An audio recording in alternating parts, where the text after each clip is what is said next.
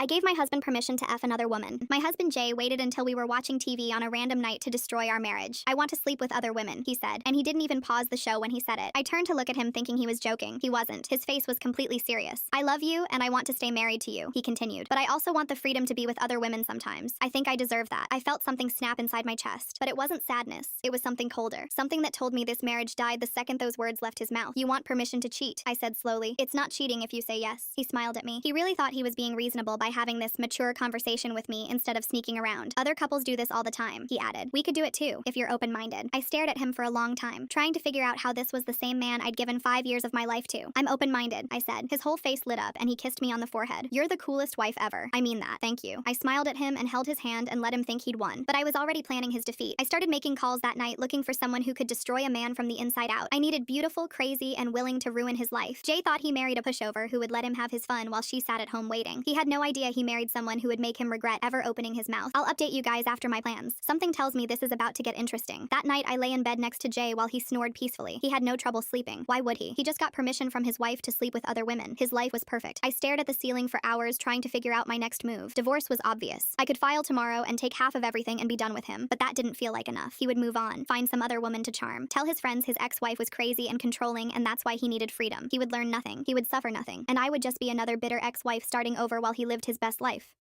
No. I needed him to lose more than a marriage. I needed him to lose his sanity, his peace, his sense of safety. I needed him to experience what it felt like to be trapped with someone who made his life miserable. And then I realized something. Jay wanted other women. So I would give him one. The wrong one. The kind of woman who seems perfect at first, and then slowly reveals herself to be an absolute nightmare. The kind of woman who doesn't let go. Who shows up everywhere. Who makes a man wish he had never spoken to her in the first place. I smiled in the dark for the first time since he opened his mouth. Jay wanted to play games. Fine. I would show him how games are really played. The next morning, I called my friend Dana. Dana knew everyone. She was the kind of person who collected people and always had someone for whatever you needed. A good contractor. A cheap lawyer. A girl who could get you into any club in the city. I told her I needed someone specific. What kind of specific? She asked. Beautiful, I said. The kind of beautiful that makes men stupid. And a little bit crazy. The kind of crazy that doesn't show up right away, but once it does, you can't escape it. Dana was quiet for a second. What exactly are you planning? My husband wants to sleep with other women. I'm going to find him one he'll never forget. She laughed. Oh, I have some ideas. Let me make some calls. 2 days later, Dana sent me a list of 5 names. Women she knew who fit the profile. Women who had been burned by men before and would love the chance to return the favor. I set up interviews at a coffee shop across town where nobody would recognize me. I told each of them to show up at different times. I wasn't sure what I was looking for exactly, but I figured I would know it when I saw it. The first woman was pretty, but too nervous. She kept apologizing for things that didn't need apologies. She would crack under pressure. The second woman was angry. Too angry. She started ranting about her ex before I even finished explaining what I needed. She would blow the whole thing up before Jay even got hooked. The third woman was too nice. She said she wasn't sure she could actually hurt someone even if they deserved it. I thanked her for her time and crossed her off the list. The fourth woman didn't show up at all. I was starting to think this plan was stupid, that I should just file for divorce and move on with my life. And then the fifth woman walked in. She was wearing a simple black dress and heels that clicked on the floor with every step. Every man in that coffee shop turned to look at her. She didn't notice them. Or maybe she did and just didn't care. She sat down across from me and smiled. You must be Viola, she said. I'm Natalie. I knew within 30 seconds that I had found exactly what I was looking for. Natalie was beautiful in a way that felt dangerous. The kind of beautiful that made you want to look away, but you couldn't. She had long dark hair and green eyes and a smile that could mean anything. But it wasn't just her looks. It was the way she talked. Calm. Controlled. Every word of hers was chosen carefully. Dana told me you have a husband problem, she said. Something like that. Tell me everything. So I did. I told her about Jay and his request. About how he thanked me for being cool. About how he had no idea his cool wife was sitting in a coffee shop interviewing women to ruin his life. Natalie listened without interrupting. When I finished, she leaned back in her chair and crossed her legs. Men like your husband are my favorite kind, she said. They think they're so smart, so charming. They think they can have everything they want without consequences. She tilted her head slightly. I love showing them how wrong they are. I felt a chill run down my spine. The good kind. What happened to you? I asked. Who said anything happened to me? You don't hate men like this without a reason. Natalie smiled, but it didn't reach her eyes. Let's just say I had a Jay once. He taught me a lot about how men operate, and I've been returning the favor ever since. I believed her. This wasn't a woman who was pretending to be tough. This was a woman who had been through something and came out the other side sharper, colder, ready. I explained the plan. Seduce him at a bar. Make him think he hit the jackpot. Be fun and easy and perfect at first. Let him get comfortable. Let him brag to his wife about his amazing new situation. And then flip the switch. Go crazy. Show up everywhere. Text constantly. Threaten. Cry. Make his life so miserable he can't eat or sleep or think about anything except how to escape. How crazy do you want me to go? Natalie asked. I want him to regret ever meeting you. I want him to wish he had never asked me for permission in the first place. I want him to lose everything. Natalie nodded slowly. I can do that. There's one more thing, I said. When this is all over, I want to be there for the finale. I want him to know I did this. I want to see his face when he realizes his cool wife destroyed his entire life. Natalie smiled again. This time it reached her eyes. I like you, Viola. This is going to be fun. I pulled out my phone and showed her a photo of Jay. She studied it for a moment. He's cute, she said, in a boring kind of way. Men like this always think they're more interesting than they are. I gave her the address of the bar I knew he'd be at on Friday night around 9. He goes there with his friends every week. Friday it is. She walked out of that coffee shop and every man watched her leave. None of them knew they were looking at a weapon. But Jay was about to find out. I had my weapon loaded and ready. Natalie was gorgeous, manipulative, and couldn't wait to destroy a cheater.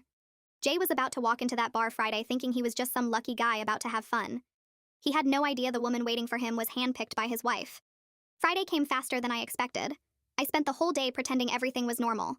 I made dinner, watched TV with Jay, and laughed at his stupid jokes. And then around 8, he stood up and stretched and said he was going out with the guys. Have fun, I said. He kissed me on the cheek and walked out the door. He had no idea what was waiting for him. Natalie walked into the bar around 9 wearing a red dress that hugged every curve she had. Her heels were high and her hair was down, and she looked like she owned the place. Jay was at his usual table with his friends drinking beer and laughing too loud. He noticed her the second she walked in. Every man in that bar noticed her, but she made eye contact with only one of them.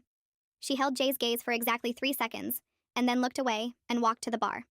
She ordered a martini and crossed her legs on the bar stool and waited. Jay lasted about 4 minutes before he was standing next to her. I don't think I've seen you here before, he said. I would have remembered. Natalie turned to face him and smiled slowly. That's your opening line? You would have remembered? I'm just saying you're not exactly forgettable. And you're not exactly subtle. She took a sip of her drink and looked him up and down. But I'll allow it. Jay grinned and leaned against the bar. I'm Jay. Natalie. Can I buy you another drink, Natalie? You can try to impress me with more than just drinks. Jay laughed and signaled the bartender. All right then. What does impress you? Confidence, honesty, a man who knows what he wants and isn't afraid to go after it. Well, lucky for you, I'm all 3 of those things. Are you now? She raised an eyebrow. Prove it. Jay spent the next hour trying to prove it. He told her about his job and made it sound more important than it was. He talked about his car and his apartment and the trip he took to Miami last year. Natalie listened and nodded and asked all the right questions. She made him feel fascinating. She laughed at his jokes like they were actually funny. She touched his arm when he said something she liked. And every time she touched him, Jay leaned in a little closer. So what do you do? He asked her eventually. I'm in freelance. I like the freedom. Freedom is good. I respect that. Do you? You seem like the type who plays it safe. Me? No way. I take risks all the time. Like what? Jay paused and she could see him trying to come up with something impressive. Like coming over here to talk to you. That was a risk. Was it though? You saw a woman sitting alone and you walked over. That's not a risk. That's just being a man with eyes. Okay, fine. What would you consider a risk? Natalie leaned in close enough that he could smell her perfume. Asking me to get out of here with you. That would be a risk. Jay's eyes went wide. Are you serious? I don't know. Are you brave enough to find out? He stared at her for a long moment and she could see the gears turning in his head. He was calculating the odds and weighing the options and trying to figure out if this was really happening. Let's go, he said. Natalie smiled and grabbed her purse. I thought you'd never ask. They didn't make it to his car before he kissed her. He pushed her against the wall outside the bar and kissed her like he had been waiting his whole life for this moment. Natalie kissed him back with equal intensity and ran her fingers through his hair. When they finally pulled apart, Jay was breathing heavy. My place or yours? He asked. Yours is too far. There's a hotel 2 blocks from here. How do you know where I live? I don't. I just know I can't wait that long. They checked into the hotel room and didn't leave until 2 in the morning.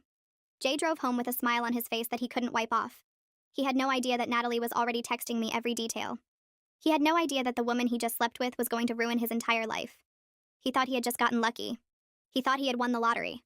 He walked through our front door humming to himself, and I pretended to be half asleep on the couch. "Hey, baby," I said groggily. "How was your night?" "Amazing. The guys were in great form tonight." "Yeah? What did you guys do?" "Oh, darts, drinks, the usual." He was grinning so hard his face looked like it might split in half. "Actually, I met a woman tonight. Her name is Natalie." "Oh, wow. Tell me about her." "She's incredible, babe. Like, genuinely incredible. Smart, funny, and beautiful. Like, really, really beautiful. The kind of beautiful that makes other women nervous." "She sounds great." "She is. And she's into me. Really into me. She couldn't keep her hands off me all night." I kept my face neutral even though I wanted to laugh. "That's exciting." "It is. I honestly can't believe my luck. Most guys would kill to meet a woman like her, but I was the one that got to show her a good time." "You must have made quite an impression." "I think I did. She already wants to see me again." I kissed him on the cheek and went upstairs. I could still smell her perfume on him. The perfume I had helped her pick out. The next 2 weeks were a blur of secret meetings and lies. Jay saw Natalie 4 more times, and each time he came home glowing. He started taking more care with his appearance and going to the gym more often. He bought new cologne and got a haircut. He was trying to impress her, and it was working. She texted him constantly, and he texted back within minutes every single time. "Look at this," he said one night and shoved his phone in my face. "She sent me this just now." It was a photo of Natalie in a black dress standing in front of a mirror. "She's getting ready for our date tomorrow. She wanted my opinion on the dress." "She looks nice." "Nice? She looks like a model. And she's mine." He put his phone away and shook his head in disbelief. "I still can't believe this is my life." He continued. "Natalie is just different from other women. She doesn't nag or complain or make everything into a big deal. She just wants to have fun. No drama, no expectations." "That's great, baby. I'm glad you found someone who makes you happy." "And she's wild too. Like really wild. The things she does would make you blush." He laughed and took a bite of his toast. "I feel like I'm living a double life. Stable, loving wife at home and this crazy, passionate thing on the side. It's literally the best of both worlds." "Sounds perfect." "It is perfect. I keep waiting for something to go wrong, but it never does. It's like the universe is finally giving me what I deserve." I smiled and squeezed his hand. "You do deserve to be happy, Jay. That's all I've ever wanted for you." He looked at me with so much love in his eyes that I almost felt bad for what I was about to do. Almost. "You know what I love most about this whole thing?" he said. "You. The fact that you're okay with all of this. Most wives would lose their minds, but you actually want me to be happy. You're 1 in a million, babe. I hit the jackpot twice." "That's sweet of you to say." While Jay was living his fantasy, I was building the case that would end it. I met with my divorce lawyer Ingrid 3 times that month. Her office was cold and clean, and she had the kind of smile that made you glad she was on your side. "Show me what you have," she said during our second meeting. I slid a folder across her desk. Inside were screenshots of every text message between Jay and Natalie, photos he had sent her, hotel receipts I had printed from our joint credit card, a timeline of every night he had told me he was with the guys when he was really with her. Ingrid flipped through the pages and her smile got wider with everyone. He used a joint card for the hotel rooms? 3 times, $200 each time. And these texts? He sent all of these? Every single one. Natalie forwarded them to me after each conversation. "Your husband is an idiot." "I know." Ingrid closed the folder and leaned back in her chair. "With this evidence, we can take him for everything. The house, the savings, his retirement fund. He won't have a leg to stand on." "That's what I want. I want him to walk away with nothing." "Then that's what we'll do." I met with Natalie the same day at a coffee shop across town. She was wearing jeans and a sweater and looked nothing like the woman who had seduced my husband 2 weeks ago. "He's completely hooked," she said. "He texts me good morning and good night. He talks about taking me on a trip somewhere warm. He's already making plans for the future." "Perfect. Let him keep dreaming." "When do we move to the next phase?" "Soon. I need a few more weeks to finalize everything with my lawyer. And then you flip the switch." Natalie stirred her coffee and smiled. "I've been looking forward to this part. Just remember what we discussed.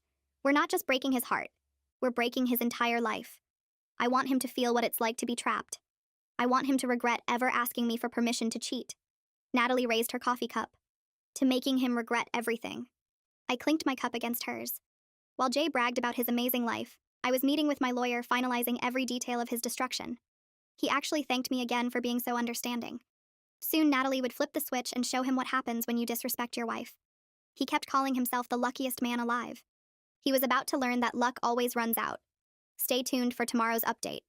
After I finalized things with my lawyer, I didn't know when I wanted Natalie to take things up a notch until Jay came home from work. He walked through the door whistling and twirling his keys and grinning like he was God's gift to women everywhere. Something about his stupid face made me want to scream. I hated him. I hated the way he ate and the way he breathed and the way he existed in my space like he deserved to be there.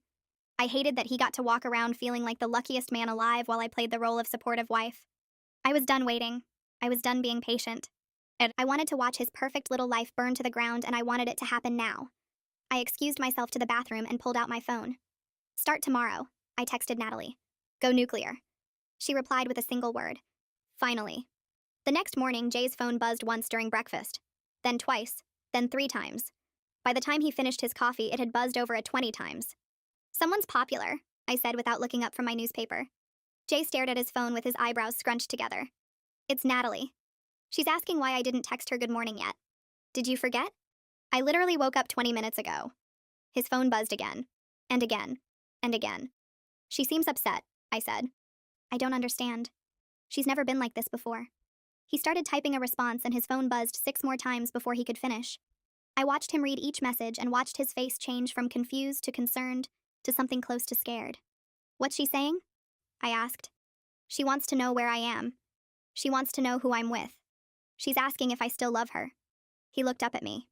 We've been seeing each other for 3 weeks. I never said I loved her. Maybe she caught feelings. This is insane. She sent me over 100 texts before I even finished my eggs. His phone started ringing. Natalie's name flashed on the screen. Jay stared at it like it might bite him. Aren't you going to answer? I asked. He let it ring. It stopped. Then it started again immediately. And again. And again. Jay finally answered on the 5th call. Hello? I could hear Natalie's voice through the phone even from across the table. She was crying. Why didn't you answer? Why aren't you texting me back? Are you with someone else? Do you not want me anymore? Natalie, calm down. I just woke up. I was having breakfast. With who? Who are you having breakfast with? Is she there? Is your wife there? Yes, my wife is here. I live with her. We talked about this. I can't do this, Jay. I can't share you. I thought I could, but I can't. I need you. I need all of you. Jay stood up and walked into the other room. I could still hear him trying to calm her down. His voice was soft and patient at first, then frustrated, then desperate. He came back 20 minutes later looking like he had aged 5 years. Everything okay? I asked sweetly. Fine. Everything's fine. It was not fine. Over the next 3 days, Natalie sent Jay over 400 text messages. She called him during meetings. She called him during dinner. She called him at 2 in the morning crying about how she couldn't sleep without hearing his voice. Jay started keeping his phone on silent. Then he started leaving it in his car. Then he started flinching every time it made any sound at all. Maybe you should talk to her, I suggested one night. Set some boundaries. I've tried. She doesn't listen. She just cries and says she can't live without me. That sounds intense. It's a nightmare. I don't know what happened. She was so cool and laid back, and now she's like a completely different person. I reached over and rubbed his shoulder. I'm sorry, baby. That must be really stressful. It is. I think I need to end it. Are you sure? You seemed so happy with her. That was before she lost her mind. He put his head in his hands. How do I even do this? How do I break up with someone who threatens to hurt herself every time I try to leave? Just be honest with her. Tell her it's not working out. You make it sound so simple. It is simple. You just have to do it. Jay nodded slowly. You're right. I'll do it tomorrow. I'll meet her somewhere public and end it clean. He had no idea there was no clean ending to this story. Jay met Natalie at a coffee shop the next afternoon. He chose somewhere public because he thought that would keep things calm. He was wrong. Jay sat down across from her and took a deep breath. We need to talk, he said. Natalie smiled. I know. I've been thinking about us too. I think we should take things to the next level. I want to meet your friends, your family. I want everyone to know about us. That's actually what I wanted to talk about. I think we should slow down. Slow down? Or maybe stop, completely. Natalie's smile disappeared. What are you saying? I'm saying this isn't working for me anymore. You're a great person, but the texting and the calls and the intensity, it's too much. I need some space. Space. She repeated the word like she didn't understand it. You want space from me. I think it's for the best. Natalie was quiet for a long moment. Then she started laughing. Not a happy laugh. A broken laugh. The kind of laugh that makes everyone in a coffee shop turn and stare. You think you can just throw me away? She said. After everything we shared? After everything you promised me? I never promised you anything. You told me I was special. You told me you'd never met anyone like me. You told me you were falling for me. I was caught up in the moment. I didn't mean. You didn't mean it? Her voice was getting louder. You didn't mean it? Natalie, please keep your voice down. Don't tell me to keep my voice down. Don't you dare tell me to keep my voice down. She stood up so fast her chair fell over. You used me. You made me fall in love with you and now you want to throw me away like garbage. That's not what I'm doing. Then what are you doing, Jay? Explain it to me. Make me understand why the man who couldn't keep his hands off me 2 weeks ago suddenly wants space. Jay looked around the coffee shop. Everyone was watching. His face was bright red. Can we please talk about this somewhere private? No. We can talk about it right here. Right now. In front of everyone. She grabbed his arm. You don't get to do this to me. You don't get to make me love you and then disappear. I won't let you. Natalie, let go of me. No. Let go of me right now. Or what? She was screaming now. Full volume. Tears streaming down her face. What are you going to do, Jay? Hit me? Call the cops? Go ahead. Tell them your side of the story. Tell them how you seduced me and used me and threw me away when you got bored. Jay yanked his arm free and practically ran out of the coffee shop. Natalie stood there watching him go with mascara running down her cheeks. Then she turned to the crowd that had gathered and smiled through her tears. Don't worry, everyone. He'll come back. They always come back. He did not come back, but Natalie came to him. She showed up at his office the next day. Jay was in a meeting with his boss and 3 coworkers when the receptionist knocked on the conference room door. There's a woman here to see you, she said to Jay. She says it's urgent. Jay's face went pale. Tell her I'm busy. I tried. She won't leave. She's making a scene in the lobby. Jay excused himself and walked to the front of the building. Natalie was standing by the reception desk holding a bouquet of flowers and a teddy bear. Surprise, baby, she said when she saw him. I wanted to apologize for yesterday. I brought you presents. You can't be here, Jay whispered. This is my job. I know. I wanted your coworkers to see how much I love you. She held up the flowers. These are your favorite, right? Yellow roses? I don't have a favorite flower. Please leave. Not until you forgive me. Not until you take me back. Natalie, I'm not taking you back. It's over. Please just go. Her face twisted into something ugly. You're really doing this? Here? In front of everyone? You're the one who showed up at my job. Because you won't answer my calls. Because you blocked my number. Because you're trying to pretend I don't exist. She threw the flowers on the ground. But I do exist, Jay. And I'm not going anywhere. She turned to the receptionist. Did you know your coworker is a liar and a cheater? Did you know he promised to leave his wife for me and then changed his mind? Jay grabbed her arm and pulled her toward the door. That's not true. None of that is true. Don't touch me. She yanked away from him.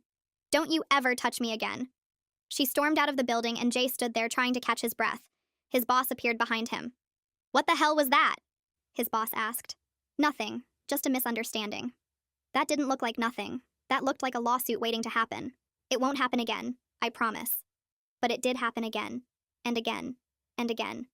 Natalie showed up at Jay's gym the next morning. She told everyone in the locker room that they were engaged. She showed up at his favorite restaurant and cried to the waitress about how he had broken her heart. She found his friends on social media and messaged every single one of them with photos of them together. She posted videos on her Instagram of herself crying and talking about how the love of her life had abandoned her.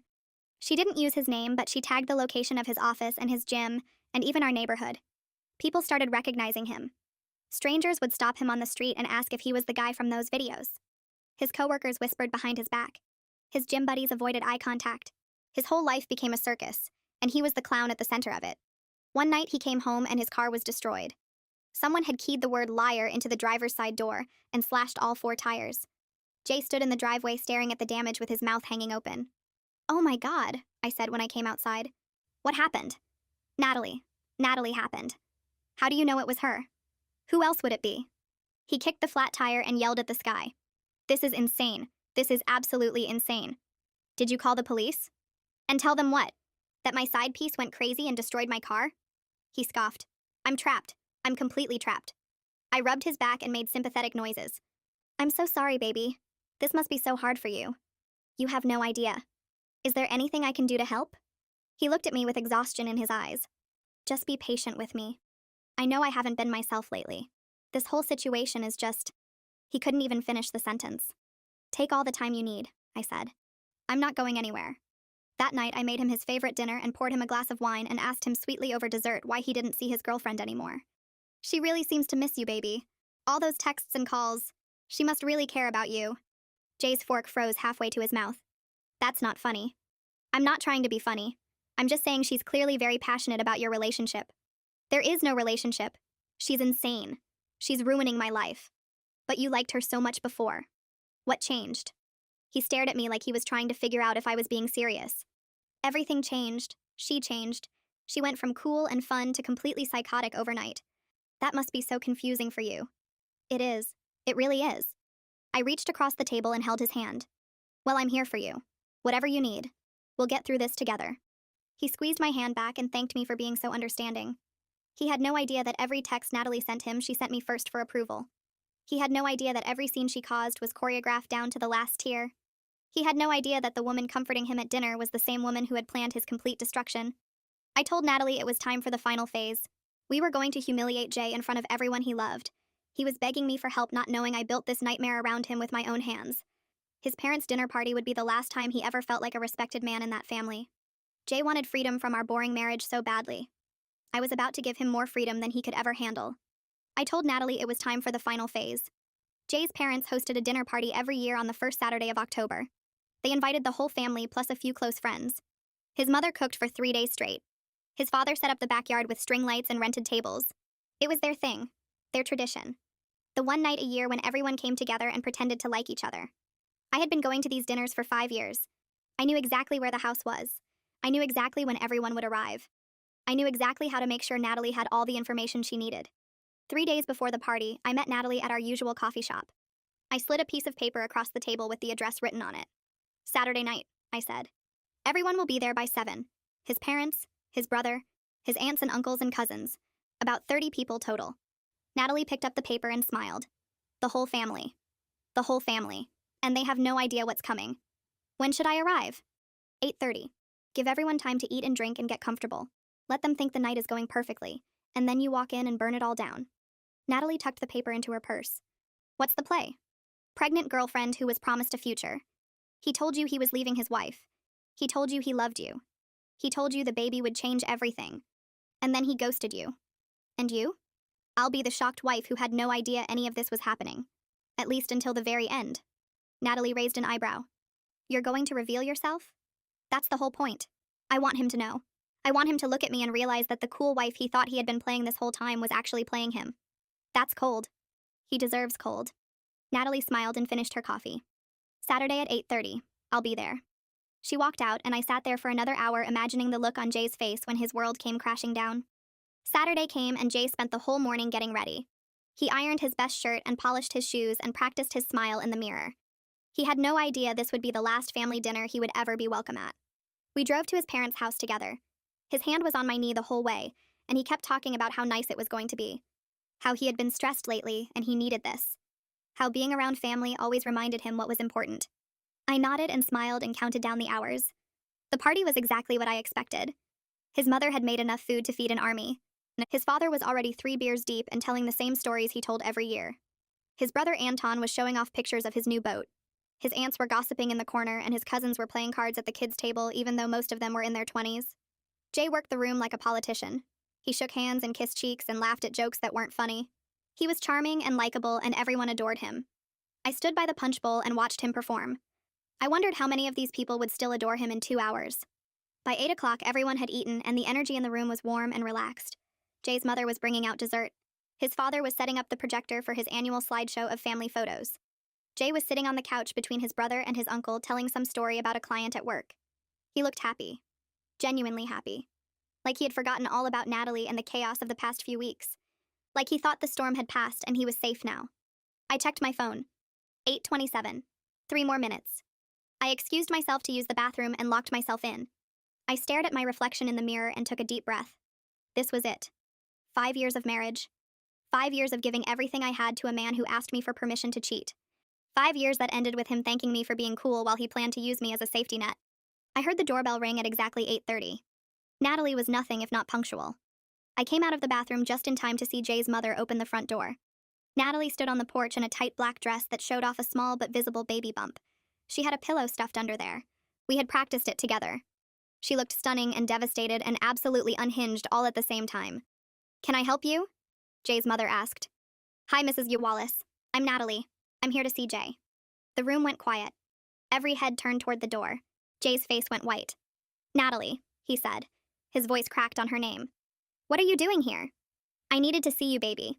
You haven't been returning my calls. She pushed past his mother and walked into the living room. Her eyes scanned the crowd and landed on me. Oh, your wife is here. Hi, Viola. I've heard so much about you. I played my part perfectly. Who is this Jay? Nobody. She's nobody. Natalie, you need to leave right now. Nobody? Natalie's voice broke. I'm nobody? After everything we shared? After everything you promised me? Jay's father stood up from his chair. Son, what is going on here? Dad, it's nothing. She's just some crazy woman who's been stalking me. I'm calling the police. Stalking you? Natalie laughed bitterly. Is that what you're calling it now? Because that's not what you called it when you were sneaking out of your house to meet me at hotels. That's not what you called it when you told me you loved me. When you told me you were going to leave your wife for me. Jay's mother put her hand over her heart. Jay, is this true? No, absolutely not. She's lying. She's insane. I have proof, Natalie said. She pulled out her phone and held it up. I have every text message, every photo, every voicemail you left me at 2 a.m. telling me how much you missed me. She started reading out loud. I can't stop thinking about you. My wife has no idea. You're the best thing that ever happened to me. I wish I had met you first. Jay lunged for the phone, but his brother grabbed him and held him back. Let her talk, Anton said. His voice was cold. I want to hear this. Anton, please. She's making this up. Then why do you look like you're about to pass out? Natalie continued reading.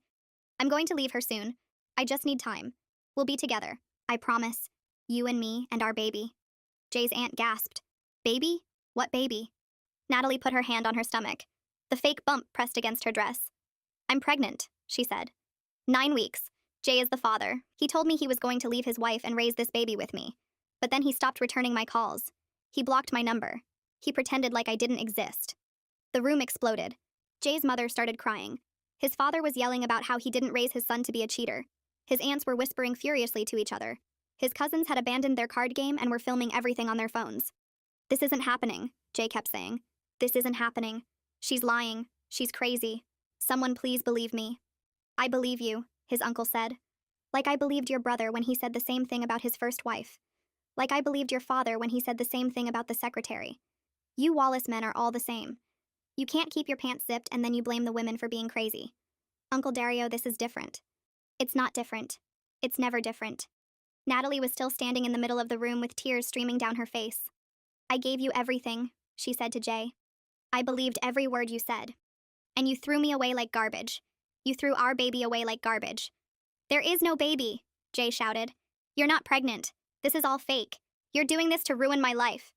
Why would I ruin my own life just to hurt you? I'm pregnant, Jay.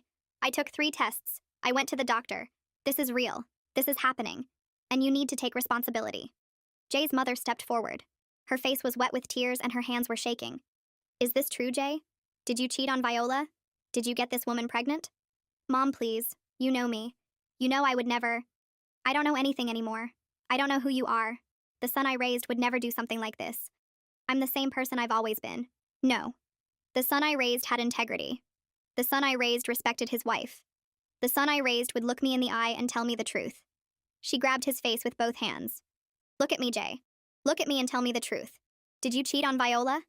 Jay's mouth opened. Nothing came out. His silence was louder than any confession. His mother dropped her hands and stepped back. Oh my God, she whispered. Oh my God, it's true. Mom, don't. She held up her hand. Don't say another word to me. I can't even look at you right now. She walked out of the room and his father followed her. I could hear her sobbing in the kitchen. Jay stood there with his whole family staring at him like he was a stranger. His brother wouldn't look at him. His aunts were shaking their heads in disgust. His cousins were still filming. And Natalie was standing in the middle of it all with her hand on her fake baby bump and tears running down her face. I trusted you, she said quietly. I trusted you and you destroyed me. Natalie, please, just stop. Please, just stop. I can't stop. I can't stop thinking about you. I can't stop loving you. Even after everything you did to me, I still love you. What does that say about me? What kind of pathetic person falls in love with a married man and then begs him to love her back? She turned to face me. And you. Poor Viola. You had no idea, did you? You had no idea your husband was sneaking around behind your back, making plans with another woman, telling her he was going to leave you. You trusted him and he betrayed you, just like he betrayed me. I let myself cry. Real tears. Not because I was sad, but because this was the moment I had been waiting for. I didn't know. I said. My voice was small and broken. I didn't know about any of this. Of course you didn't. Men like Jay are good at hiding things. They're good at lying and manipulating and making you feel like you're the crazy one. But you're not crazy, Viola. I'm not crazy. He's the one who did this. He's the one who destroyed both of us. Jay grabbed Natalie's arm. Stop it. Stop talking to her. Stop talking to anyone. You've done enough damage. Let go of me. Not until you admit you're lying. Not until you tell everyone the truth. I am telling the truth. Everything I said is true. You cheated on your wife.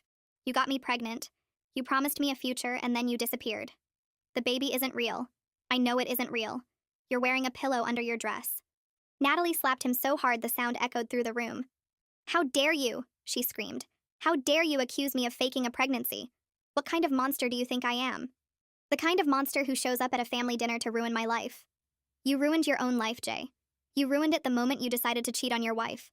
I'm just making sure everyone knows what kind of man you really are. The room was chaos. Everyone was yelling. Jay's father came back from the kitchen shouting about how Jay had disgraced the family. And Jay was standing in the middle of it all looking like his whole world had collapsed around him. Because it had. Viola, he said. He turned to me with desperation in his eyes. Viola, please. You have to believe me. This isn't what it looks like. She's crazy. She's been stalking me for weeks. Please, baby. Please say something. I looked at him for a long moment. At this man I had married 5 years ago. At this man who had asked me for permission to cheat while we were watching TV. At this man who had no idea that the cool wife he thought he had been playing this whole time was actually playing him. I have something to say, I said. The room went quiet. Everyone turned to look at me. Natalie, Jay, his parents, his brother, his aunts and uncles and cousins. 30 pairs of eyes waiting to hear what the betrayed wife had to say. I smiled. I planned the whole thing. The silence that followed was deafening. Jay blinked at me. What? Natalie isn't crazy. She isn't a stalker. She isn't pregnant. She's an actress. I hired her to seduce you and destroy your life. Jay's face went through about 15 different emotions in 3 seconds. Confusion, disbelief, horror, rage, more confusion. That's not possible. It's very possible. Remember that night you came home from the bar telling me about the incredible woman you met? The one who was smart and funny and beautiful? The one you couldn't believe was into you? I walked toward him slowly. I sent her. I told her what bar you'd be at. I told her what time you'd be there. I told her exactly what to say to make you fall for her. No. Yes. Every text she sent you? I approved it first. Every scene she caused at your job and your gym and your favorite restaurant? Planned. Every tear she cried? Fake. The pregnancy? A pillow. The whole thing was fake, Jay. Except for one part. I stopped right in front of him. Close enough to see the sweat on his forehead. Close enough to smell the fear coming off him in waves. The part where you cheated on your wife was real. The part where you used a joint credit card to pay for hotel rooms was real. The part where you bragged to me about how lucky you were to have a cool wife and an amazing girlfriend at the same time? That was very real. And that's the part my divorce lawyer is going to use to take everything you own. Jay's mother had stopped crying. His father had stopped yelling. The whole room was frozen. You did this, Jay whispered. You did all of this. You did this. You asked me for permission to cheat Jay. You looked me in the eye and told me you wanted to sleep with other women. You thought I was going to sit at home like a good little wife while you had your fun. I shook my head. You married the wrong woman. I don't get sad. I get even. Natalie walked over and stood next to me. She dropped the broken girlfriend act and smiled at Jay with complete satisfaction. It was nice meeting you, Jay. You were even easier to fool than we thought you'd be. She walked out the front door without looking back. Jay stood there with his mouth hanging open and his family staring at him. Nobody moved. Nobody spoke. His mother finally broke the silence. Viola, she said. Her voice was strange, not angry, almost impressed. Did you really do all of that? Every single bit of it. Why? Because he deserved it. And because I wanted him to know what it feels like to be played by someone you trust. If they expected me to feel sad or apologize, they were crazy. I picked up my purse from the couch and walked toward the door. I stopped and turned back one last time. The divorce papers will be ready on Monday. I'm taking the house, the car, half of everything you have. And based on what just happened here tonight, I don't think anyone in your family is going to fight me on it. I looked at his parents, his brother, his aunts and uncles. Every single one of them looked at Jay with disgust. Not one of them moved to defend him. Goodbye, Jay. Thanks for asking me for an open marriage. It was the best thing you ever did for me. I walked out of that house and into the cool October air. Behind me, I could hear Jay screaming my name. But I just got in my car and drove away.